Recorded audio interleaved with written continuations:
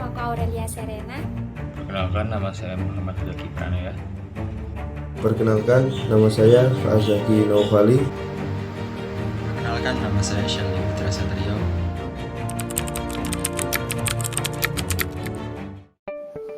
Dalam tubuh manusia, otak merupakan satu bagian yang terpenting, terutama peranannya sebagai struktur pusat. Otak merupakan organ vital dan kompleks yang mengontrol semua sistem tubuh manusia, mulai dari pikiran, ingatan, perasaan, hingga fungsi organ lainnya di dalam tubuh. Bagian dari sistem saraf ini terdiri dari 100 miliar neuron dengan berat mencapai 3 pon atau setara dengan 1,3 kg pada orang dewasa. Otak manusia sendiri pada dasarnya terbagi dalam beberapa bagian, yang disebut dengan hemisfer otak. Ada hemisfer kiri dan kanan, atau yang dikenal sebagai otak kiri dan otak kanan dengan fungsinya yang berbeda-beda. Meskipun sudah banyak penelitian terkait otak, namun dengan kompleksitas dan kerumitannya menjadikan informasi yang didapat termasuk masih relatif sedikit.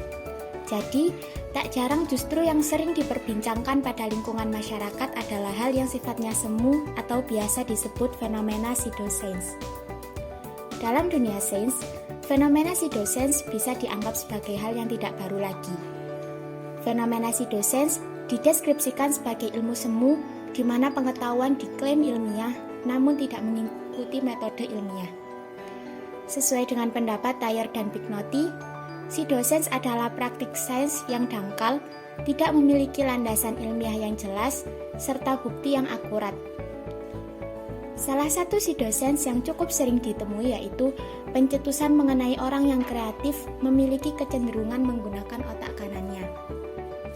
Pseudoscience ini memberikan asumsi bahwa individu dengan dominasi otak kanan memiliki tingkat kreativitas yang tinggi, sehingga kebanyakan orang yang mempercayainya akan melakukan pelatihan untuk mengoptimalkan kemampuan otak kanan tersebut. Diawali dari temuan Pierre Paul Broca, seorang ilmuwan Perancis pada tahun 1861, Broca menemukan bahwasannya penderita afasia atau kesulitan mengucapkan nama suatu benda mengalami gangguan pada otak sebelah kiri, sedangkan kelainan pada otak kanan terjadi pada penderita agnosia yang kesulitan mengenali pola. Akhirnya pada masa itu, muncullah pendapat yang keluar dari ranah sains, yang mengatakan jika bagian otak kanan dominan dalam hal yang menyangkut kreativitas, visual, pola, dan hal-hal yang berhubungan dengan seni. Bahkan hingga saat ini tak jarang orang yang masih menelan mentah-mentah mitos tersebut.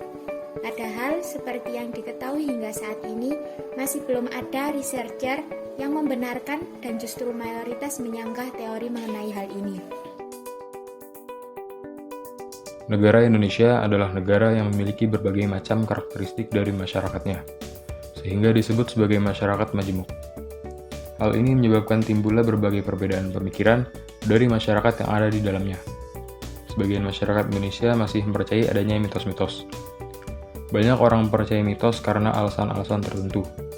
Terkadang ada beberapa hal yang memperkuat adanya mitos tersebut, sehingga menambah kepercayaan seseorang akan mitos tersebut. Salah satu mitos yang masih tersebar luas di masyarakat saat ini adalah mengenai dominasi pengguna otak bagian tertentu. Bahkan sampai-sampai ada seminar atau berbagai pelatihan untuk memperkuat satu bagian otak di atas bagian otak lainnya. Dominasi penggunaan otak bagian ini juga kadang dipakai untuk menentukan karir seseorang. Seperti misal jika dominan otak kanan, maka pekerjaan yang cocok untuknya adalah pekerjaan yang berkaitan dengan kreativitas. Sedangkan yang dominan otak kiri, pekerjaan yang cocok adalah yang berkaitan dengan ilmu teknologi dan yang membutuhkan pemikiran yang analitis. Disebabkan oleh terjadinya hal ini, maka banyak orang yang merasa salah menemukan pekerjaan karena tidak sesuai dengan kepribadiannya. Studi pencitraan otak menunjukkan bahwa otak memakai kedua sisi kanan dan kiri dalam berproses dan bekerja secara simultan atau bersamaan, yang memungkinkan seseorang berpikir kreatif disertai pemikiran analitik. Gagasan ini sesuai dengan penuturan yang disampaikan Stephen M. Koslin dalam artikelnya di majalah Time tahun 2013. Mengenai ketidakmasukakalan pernyataan tersebut karena tidak dapat dipertanggungjawabkan secara ilmiah, sebab kedua bagian otak kanan dan kiri saling terhubung walau memiliki fungsi masing-masing. Selain itu, seorang ahli saraf dari Ohio State University Wexner Medical Center, Amerika Serikat, mengatakan bahwa tidak ditemukan dasar ilmiah dalam fungsi kognitif otak manusia yang menyatakan bahwa seorang individu mampu mengoptimalkan salah satu bagian otak lebih dari bagian lainnya. Ada juga gagasan dari Roger W. Sperry yang secara nyata mengungkapkan ketidaksederhanaan dalam pengelompokan kategori manusia dengan dominasi otak kanan maupun dominasi otak kiri. Semua gagasan tersebut diperkuat dengan adanya penelitian, salah satunya seperti penelitian yang dilakukan oleh ilmuwan dari University of Utah. Dalam penelitiannya dengan menggunakan Magnetic Resonance Imaging (MRI), seorang researcher bernama Jeffrey Anderson itu menggunakan lebih dari 1000 otak dari berbagai umur sebagai perbandingan kecenderungan kerja dari bagian otak tersebut antara satu sama lain. Dan dalam penelitian tersebut dibuktikan bahwa dominasi otak kanan atau kiri adalah mitos belaka.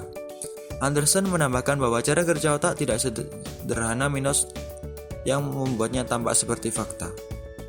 Menurut Anderson dalam The Guardian, komunitas neuroscience tidak pernah menerima gagasan tipe kepribadian dominan otak kiri atau dominan otak kanan. Penelitian Leslie tidak mendukung gagasan tersebut.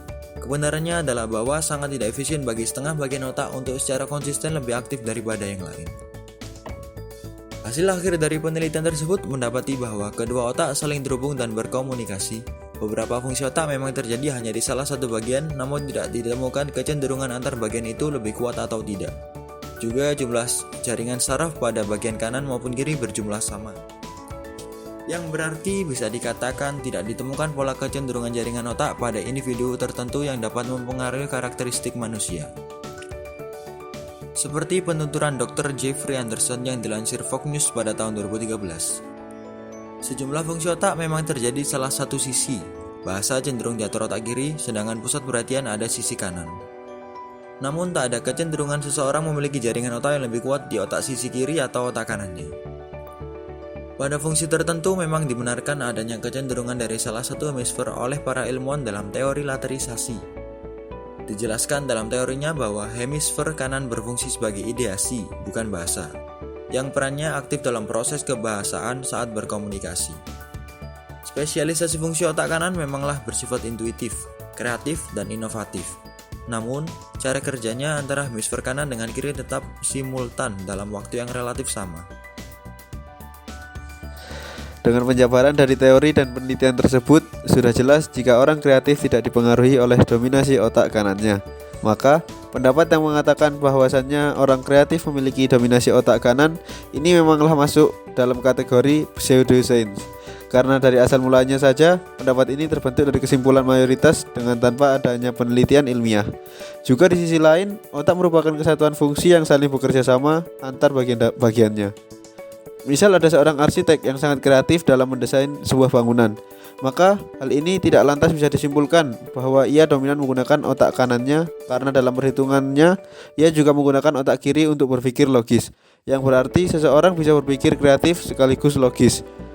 Jadi, dalam menghadapi persebaran mitos yang tidak sedikit ini, sebaiknya kita bisa berpikir lebih rasional agar tak mudah mempercayai hal-hal yang belum benar-benar terbukti secara ilmiah. Dan sebagai orang yang mengerti faktanya, kita harus berusaha meluruskan serta menyebarkan kebenaran supaya ilmu ini tak hanya berhenti pada kita. Juga harapannya setiap individu bisa untuk tidak fokus dengan mitos ini, apalagi sampai berusaha melatih salah satu bagiannya saja untuk memunculkan karakter yang diinginkan, sehingga yang diperhatikan hanya satu sisi. Akan lebih baik jika individu berusaha mengoptimalkan dan memaksimalkan cara kerja keduanya agar berfungsi dengan baik dan sinkronisasi antara keduanya tetap terjaga.